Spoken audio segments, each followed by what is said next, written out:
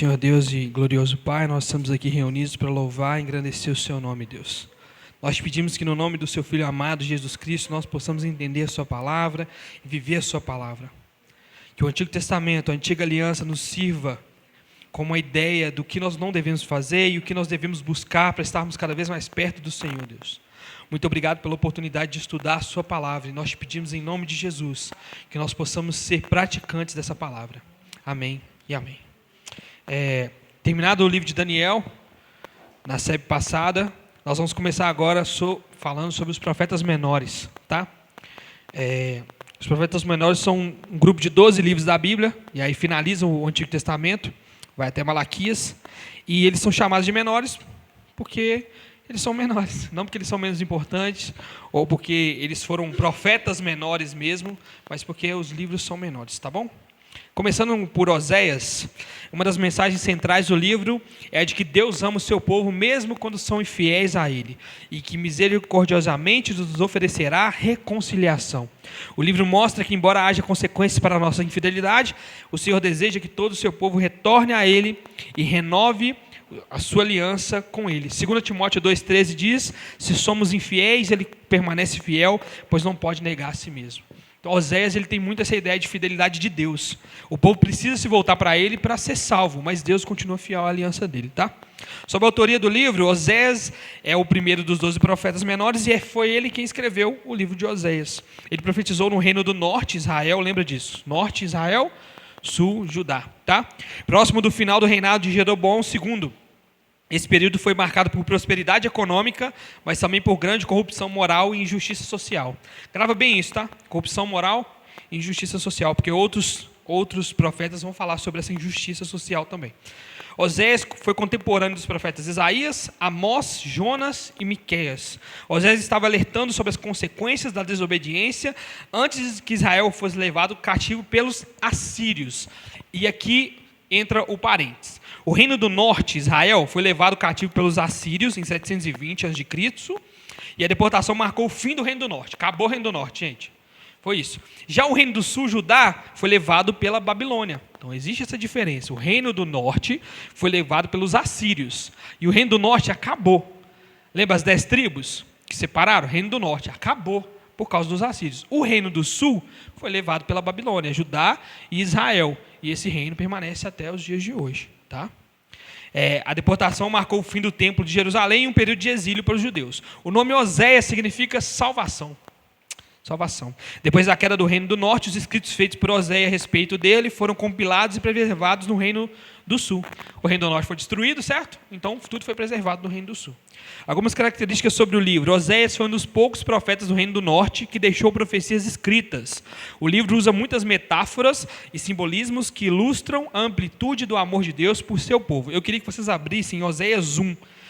E a gente lesse Oséias 1 porque vai fazer sentido com todo o resto do livro de Oséias. O livro de Oséias tem 14 capítulos, tá? Ele é um profeta menor, mas ele é maiorzinho do que os outros. É o maior dos menores, nascido de profetas. Nada a ver. Oséias capítulo 1 diz o seguinte: palavra do Senhor que veio a Oséias, filho de Beeri, durante o reinado de Uzias, Jotão, Acás, Ezequias, rei de Judá, e durante o reinado de Jeroboão, filho de Jeoás, rei de Israel.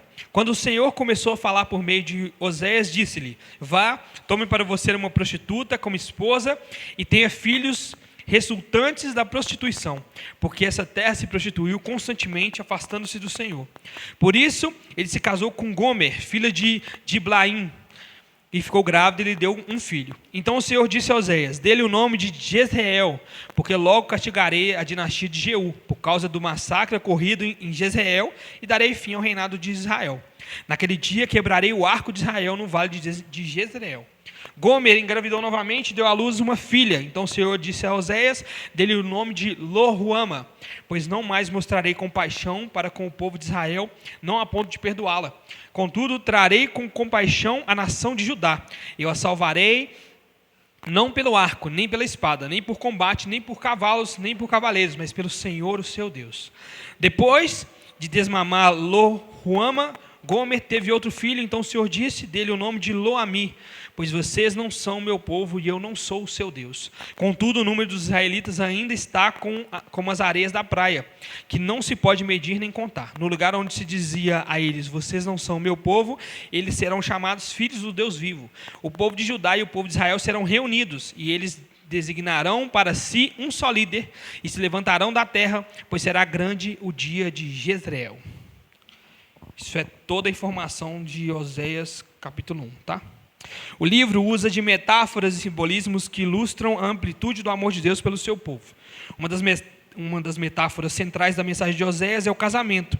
Aliada a essa metáfora está a própria experiência pessoal de Oséias ao se casar com uma mulher infiel. Devido ao adultério de sua esposa e seu empenho em reconciliar-se com ela e restaurar seu relacionamento, Oséias adquiriu uma visão profunda do relacionamento do Senhor com Israel, cujos pecados eram semelhantes à infidelidade de um cônjuge. Usando essa metáfora, o livro de Oséias testifica sobre o amor do Senhor por Israel ao esperar que sua noiva infiel retorne para ele. Oséias foi uma mula usada pelo Senhor para falar com o povo através do simbolismo do casamento com uma mulher prostituta, tá? Além de descrever o Senhor como um marido devotado e pronto a perdoar, Oséias também ensinou que o Senhor é como um médico que cura. Eu queria que vocês abrissem Oséias 7, versículo 1. E me disponho a curar Israel. O mal de Efraim fica exposto e os crimes de Samaria são revelados. Pois praticam um engano, o ladrão entra nas suas casas, bandidos roubam suas ruas.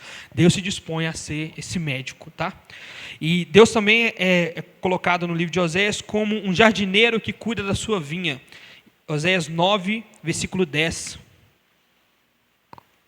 Quando eu encontrei Israel, fui como encontrar uma uva no deserto. Quando vi os antepassados de vocês, foi como ver os primeiros frutos de uma figueira.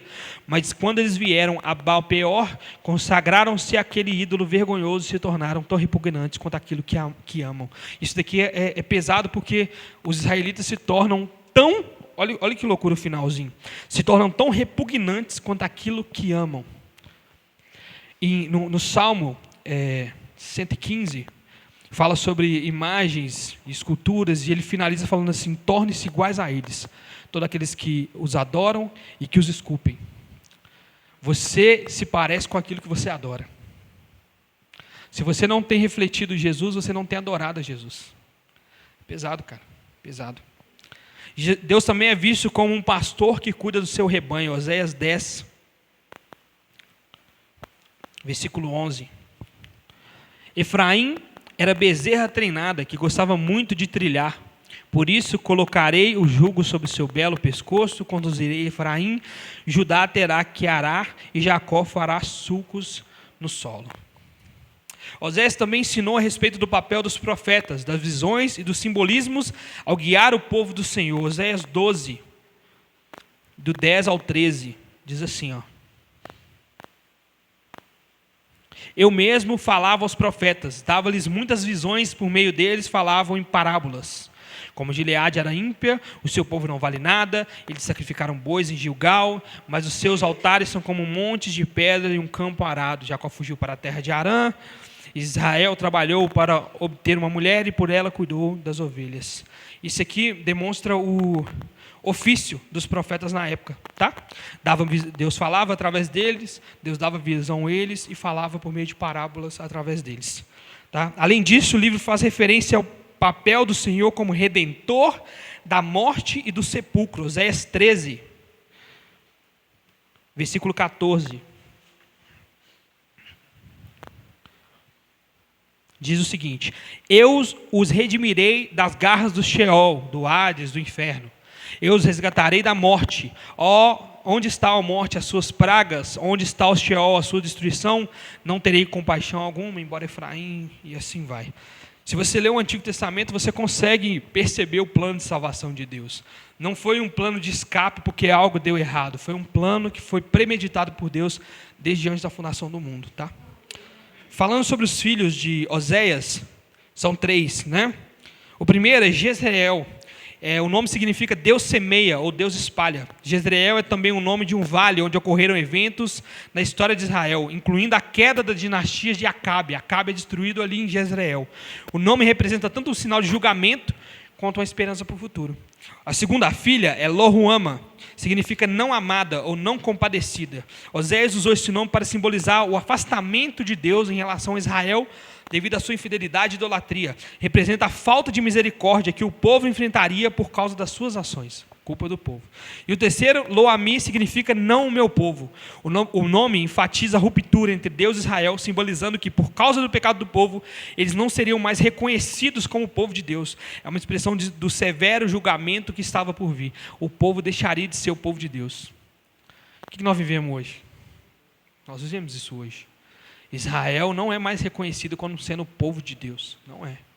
Hoje existe a igreja, existem planos para Israel, nós vamos falar disso mais na frente, nós já falamos disso na SEB, mas a ideia é que Deus tinha um povo só, e era para permanecer assim para sempre, mas chegou a um nível em que o próprio Deus diz que eles não são mais o povo dele. Esses nomes serviram como mensagens proféticas, ilustrando tanto o juízo de Deus sobre Israel, quanto a esperança de restauração futura. Um resumo de Oséias é do capítulo 1 ao 3, o Senhor ordena a Oséias que se case, e Oséias escolhe uma mulher chamada Gomer.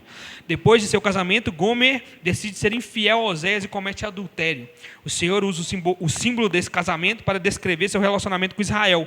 Israel, a esposa, é infiel ao Senhor, o marido, e vai atrás de outros amantes, cuja infidelidade simboliza a adoração a deuses falsos por parte de Israel.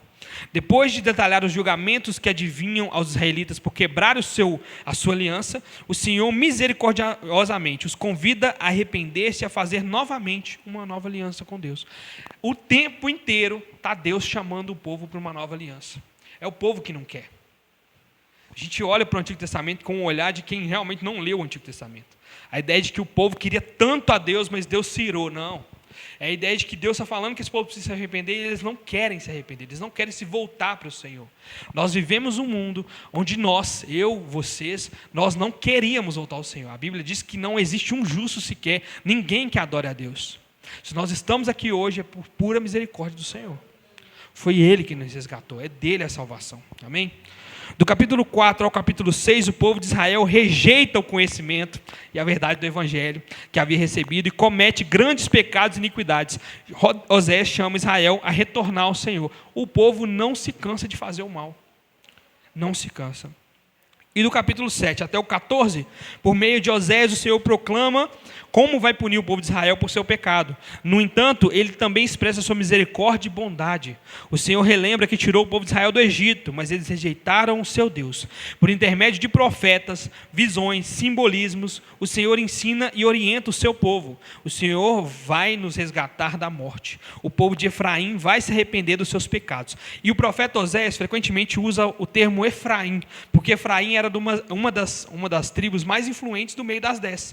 Então, muitas das vezes você vai ler no Antigo Testamento, um profeta falando sobre Efraim. Efraim é o reino todo do reino do norte. Tá? Todo o povo de Israel era também colocado, principalmente por Oséias, por Jeremias, como Efraim. Tá bom? Mas é uma das tribos. Finalizando Oséias, nós vamos passar para o livro de Joel. Hoje eu queria falar sobre 4 livros desses profetas menores, se Deus permitir. O livro de Joel ensina sobre o poder das orações, combinadas a um jejum do povo de Deus, numa época de grande dificuldade na história de Israel. Joel assegurou ao povo que, através do arrependimento, eles novamente receberiam as bênçãos de Deus. Joel tem 3 capítulos só, tá, gente? O livro também contém várias profecias sobre o dia do Senhor. Eu queria que vocês abrissem Joel 1,15.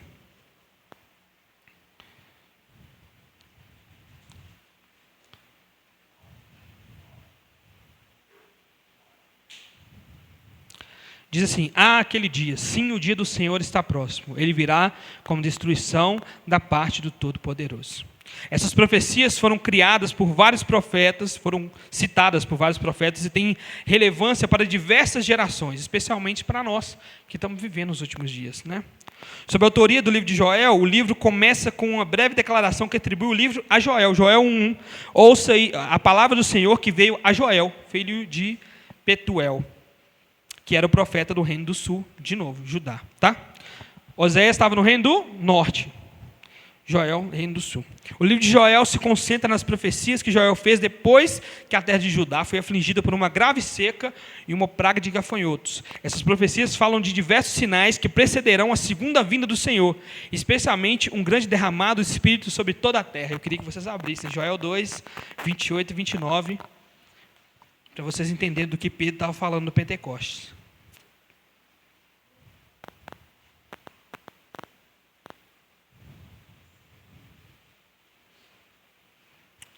Depois disso, derramarei o meu espírito sobre todas as pessoas, os seus filhos e suas filhas profetizarão, os velhos terão sonhos e os jovens terão visões. Até sobre os servos e as servas derramarei o meu espírito naqueles dias. Isso é um cumprimento das profecias. Esse cumprimento das profecias ocorreu no dia de Pentecostes, na época do Novo Testamento, quando o Espírito do Senhor foi derramado sobre a multidão que ouviu a pregação dos apóstolos do Senhor, entendeu as palavras do seu próprio idioma. É isso que diz. Eu queria que vocês abrissem Atos 2, para a gente ver o que Pedro diz depois desse derramar. Atos capítulo 2, versículos 16 e 17.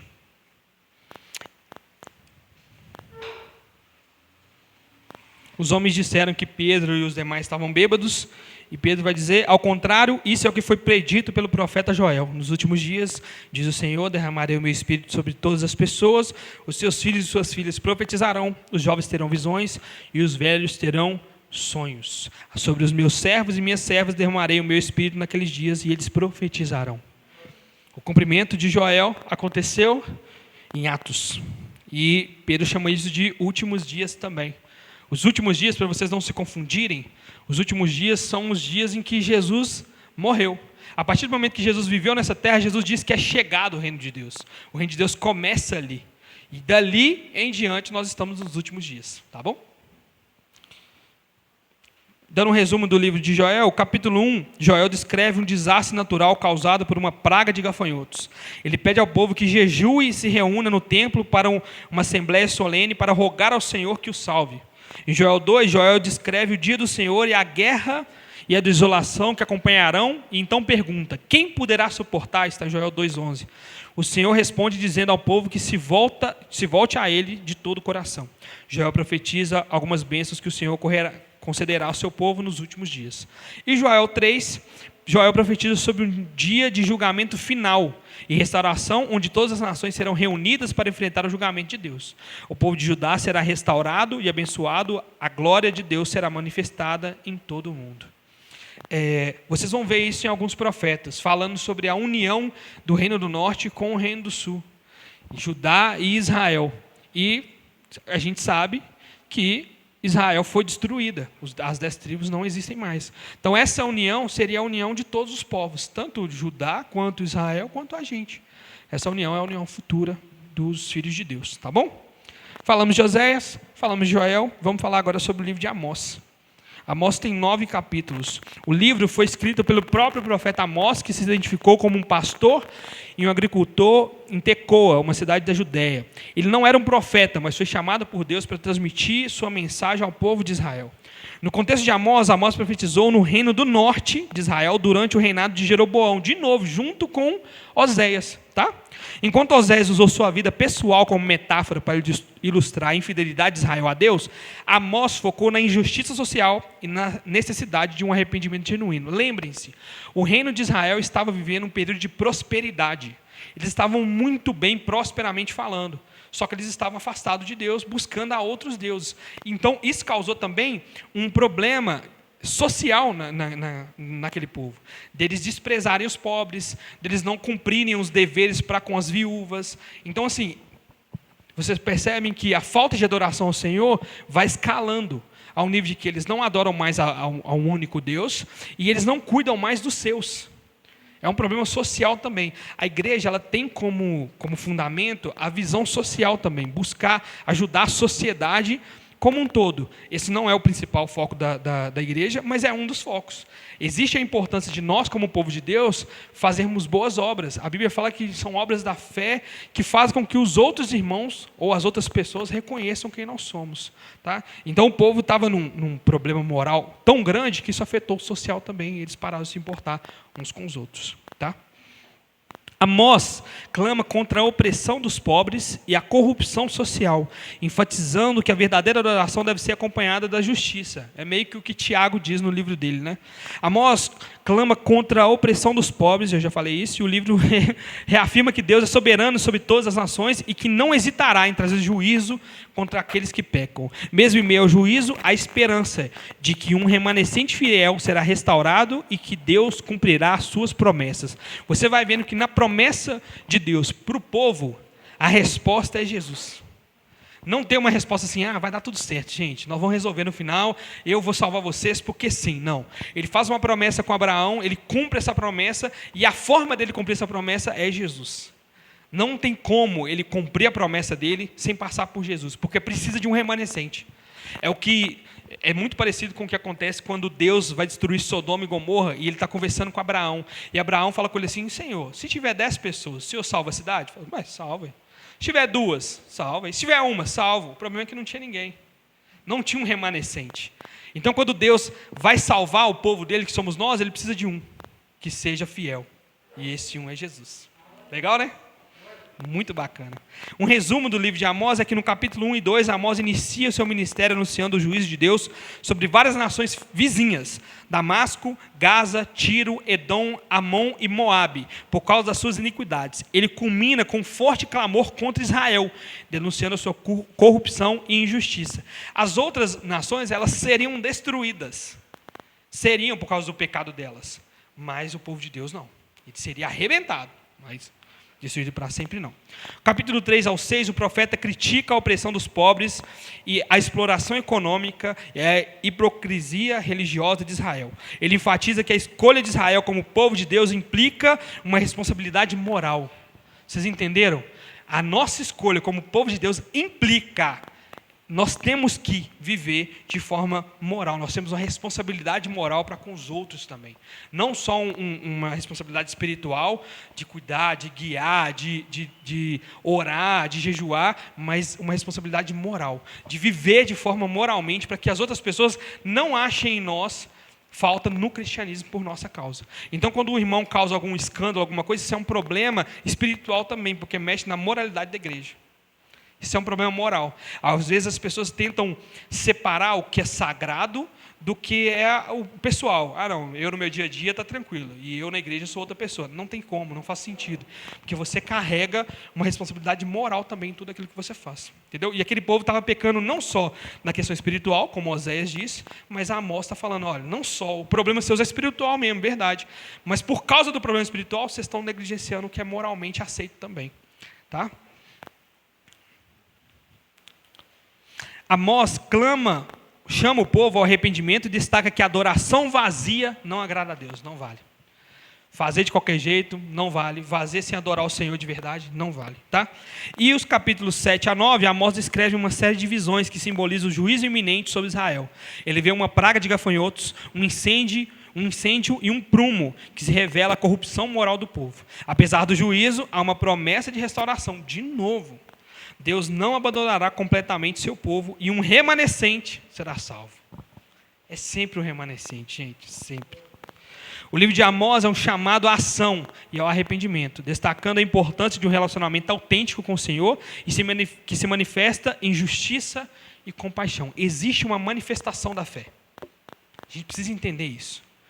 Não, eu sou cristão e tudo mais, e aí quando acontece uma confusão, alguma coisa, você fala assim, não, sou crente, mas não mexe no que é meu, não. Mas não pisa no meu calo, não. Nós temos um problema aí. Você está mexendo na moralidade da fé também. A fé tem um lado moral, um lado de prática, e o lado de prática, ele exige que nós sejamos moralmente corretos diante dos outros. Tá? Para finalizar, o livro de Obadias, que tem um capítulo só. Um capítulo só.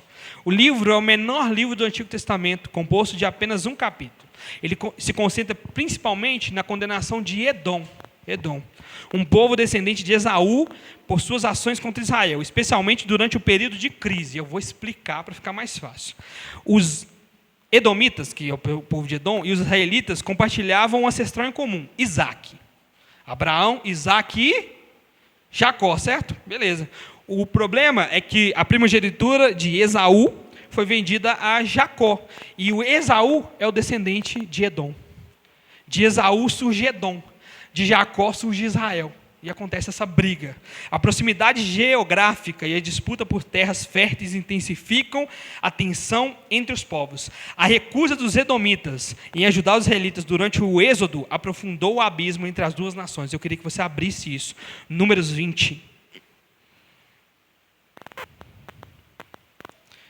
Versículo 14.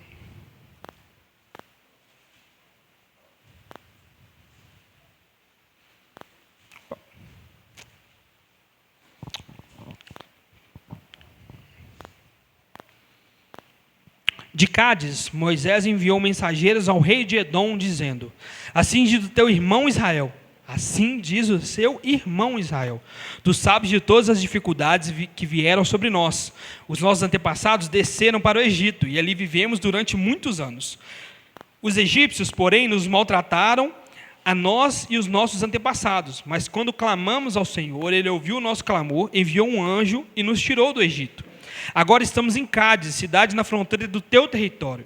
Deixa-nos atravessar a tua terra. Não passaremos por nenhuma plantação nem vinha, nem beberemos água de poço algum. Passaremos pela estrada do rei e não nos desviaremos nem para a direita nem para a esquerda, até que tenhamos atravessado o seu território. Edom, porém, respondeu: vocês não poderão passar por nós, caso contrário, nós o atacaremos com a espada. Os israelitas disseram: iremos pela estrada principal. Se nós, os nossos rebanhos, bebermos da tua água, pagaremos por ela. Queremos apenas atravessar a pé, nada mais. Edom insistiu: vocês não poderão atravessar. Então Edom os atacou com um exército grande e poderoso. Visto que Edom se recusou a deixá-los atravessar o seu território, Israel desviou-se dele. A guerra começa ali. Edom não quis dar auxílio a Israel. E o livro de Obadias é contra Edom. Deus tem também a falar contra ele. Sobre a autoria do livro é tradicionalmente atribuída a Obadias. O nome significa servo do Senhor. Acredita-se que ele tenha profetizado durante o período em que Judá enfrentava grande adversidade, possivelmente após a conquista da Babilônia de Jerusalém. Embora alguns estudiosos sugiram que o livro poderia ter sido escrito em um período anterior, em resposta ao conflito de Israel e Edom. Alguns acham que foi escrito depois, outros acham que foi escrito antes por causa desse conflito que aconteceu no Êxodo, tá? Aí eu não sei, não. Aí fica difícil. O livro não fornece informações sobre Obadias, quem foi ele, o que dificulta o entendimento mais profundo sobre a identidade e a experiência dele. A ênfase está na mensagem profética, mais da mensagem profética do que na biografia do autor. Tá? Sobre características do livro, Obadias é considerado contemporâneo de Jeremias e Ezequiel. Eles todos viveram durante o período em que Judá estava sendo conquistada pela Babilônia. Embora Obadias não mencione outros profetas, sua mensagem sobre juízo e restauração de Israel são semelhantes à de Jeremias e Ezequiel, indicando que estavam abordando temas parecidos na mesma época. O livro destaca que Deus tem controle sobre todas as nações e que a justiça será feita. A queda de Edom é um alerta contra a arrogância e a violência. Edom era uma cidade que tinha um território muito bem colocado geograficamente. Então eles se vangloriavam muito disso. Eles seriam destruídos por causa disso. Apesar do sofrimento, há a promessa de redenção e esperança para o povo de Israel, não Edom. Edom já era. Obadias é um chamado à reflexão sobre a justiça e a responsabilidade, tanto individual quanto coletiva. Sobre um resumo, versículo 1 ao 14 é a condenação de Edom. O profeta profetiza contra Edom, denunciando a sua arrogância e violência contra os israelitas. Ele menciona como Edom se alegrou com a queda de Judá e se aproveitou da sua vulnerabilidade. A mensagem de Obadias enfatiza que a soberania de Deus garantirá a punição de Edom. Uma hora vem. O versículo 15 e 16 fala da justiça divina. O profeta afirma que o dia do Senhor está próximo e todas as nações serão julgadas. Aqueles que se alegram com a desgraça dos outros enfrentarão as consequências das suas ações. E o versículo de 17 ao 21 fala da restauração de Israel. Obadias termina com uma promessa de restauração para Israel.